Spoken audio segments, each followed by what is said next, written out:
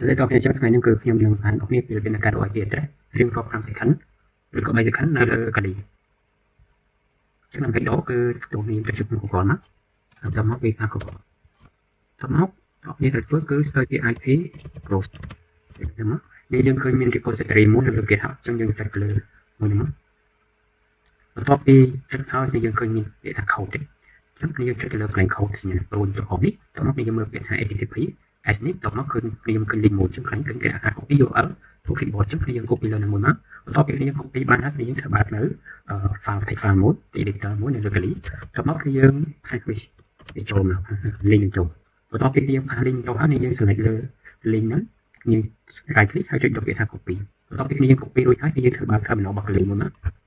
សម្រាប់ខាងនេះគឺយើងបាត់ហើយយើងចុចវាថា git clone ហើយបន្ទាប់មកគឺយើងណាឲ្យចូលមកបន្ទាប់មកពេលខាងនេះយើងធ្វើអញ្ចឹងរងចាំឲ្យជា3 second ធូរនឹងមានដល់ហើយចឹងដើម្បីឲ្យដឹងថាធូរនឹងមានគេខ្លះគឺយើងចុចលេខមកថាឲ្យចាំដល់ note ចេះណាដល់មកតែមកយើងឃើញពាក្យថា IP ghost នេះឃើញ folder មួយចឹងដើម្បីចង់ដឹងថានៅក្នុង folder មានអីខ្លះយើងចុច cd IP ghost ទៅមកយើងមួយហើយយើងចុចពាក្យថា ls មកយើងឃើញមាន folder មួយ file ចំនួន2ចឹង ID យើងត្រូវយើងចុចចូល cd ចូលក្នុង folder ហ្នឹងគឺយើង load ឲ្យ IP ghost លើហ្នឹងមកតទៅចុចលើហ្នឹងហើយយើងនឹងវាយថា ls មកចុចនៅក្នុង folder ហ្នឹងគេlạiមកយើងឃើញមាន folder ចំនួនពីគឺ install បានហើយនឹង IP ghost អញ្ចឹងទូដែលយើងត្រូវ install គឺ install.sh នេះអញ្ចឹងគឺយើងចូលចិត្ត sudo បន្ទាប់មកទៀតនេះយើងវាថា bash ដែលសិនតែ tool ហ្នឹងវាបង្កើតឡើងដោយ bash script អញ្ចឹងយើងគ្រាន់តែវាឈ្មោះ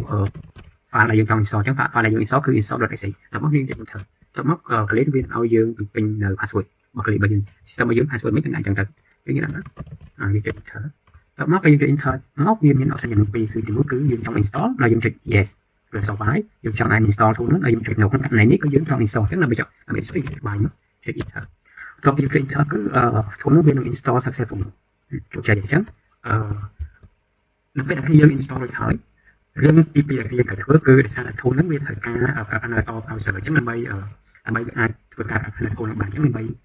ការផ្លាស់ tool ឆែក IP នេះបានគឺយើងត្រូវចូលក្នុងbrowser របស់យើងមួយណាក៏បានដែរមួយណាក៏បានដែរចឹងកាលនេះខ្ញុំមានតែ Firefox ខ្ញុំចូល Firefox បន្ទាប់មកគឺយើងចុចឃើញ library របស់យើងហើយ open application menu នៅលើ Firefox ចុចលើហ្នឹងមកបន្ទាប់មកទៀតគឺយើងចុចចូលកន្លែង setting ចុចចូលកន្លែង setting បន្ទាប់ចូលកន្លែង setting យើង scroll ចូលមកក្រោម scroll ចូលមកក្រោមពីនឹងឃើញមានពាក្យថា network setting អញ្ចឹងខ្ញុំចុចកន្លែង setting យើងឃើញមាន setting option នេះចុចលើហ្នឹងមកបន្ទាប់មកទៀតគឺយើងឃើញមាន no proxy auto detect proxy អញ្ចឹងណាតែក្នុងកន្លែងនេះយើងinstall ជា menu ជាងចុច select លើ install menu មកដល់មក line stop ហោនេះគឺយើងត្រូវវាបញ្ចូលនៅ local host ម៉ាស៊ីនរបស់យើងអញ្ចឹងយើងវាបញ្ចូល local host ម៉ាស៊ីនរបស់យើងមកដល់មក port នេះគឺយើងចង់ដាក់ port មួយណាក៏បានក្នុងករណីខ្ញុំគឺយើងដាក់ port 9050បន្ទាប់ពីយើងពេញព័ត៌មាន port 9050ហើយយើង complete ពិនិត្យមើល line version 4 និង version 5អញ្ចឹងកន្លែងនេះយើងយកអា tab version របស់យើងគឺ soft version 5បន្ទាប់ពីយើងបានបំពេញជ្រើសហើយគឺ complete មើលខាង compare កន្លែង proxy DNS when using soft version 5គឺយើងត្រូវតែ tick បើអត់ tick ទេដំណើរការទៅអញ្ចឹងយើងពេលយើង tick ហើយយើងចុច OK ចុចពេលយើងចុច OK ហើយយើងចុចចូលកន្លែង tool របស់យើងកន្លែងហ្នឹងទៅមកយើងចង់ span tool របស់យើងអញ្ចឹងដើម្បី span tool របស់យើងត្រូវតែដើម្បី span tool របស់យើងត្រូវវា option sudo IP ghost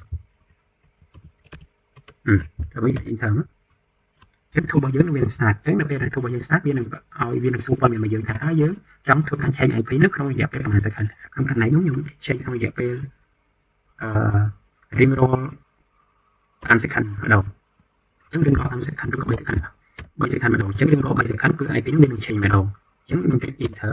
ក៏មកទៀតវានឹងសួរព័ត៌មានថាតើ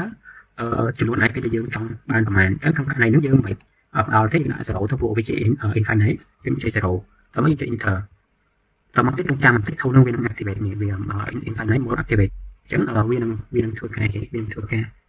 change IP អញ្ចឹងរៀងរាល់3 second ម្ដងគឺ IP នឹង change យក IP របស់យើងទៅប៉ុណ្នេះអញ្ចឹងគាត់នឹងថា tool ដើរឬមិនដើរយើងចុចទៅលើនេះមក browser របស់យើងចុចលើ browser យើងចុចចូល Google តទៅចូល Google ហើយយើងចុចទៅលើចូលលើពាក្យមួយថា DNS latest លើនោះចុច enter តទៅចុច enter គឺយើងឃើញ link របស់ DNS test website គេនោះចុចលើនោះមកអញ្ចឹងយើងរងចាំតិចនេះឥឡូវ IP របស់ខ្ញុំគឺនៅក្នុង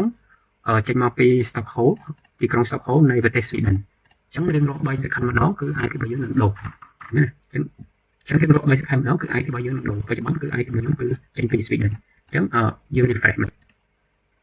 này IP3 chúng ta rót bay sẽ khởi đón IP3 dương được đủ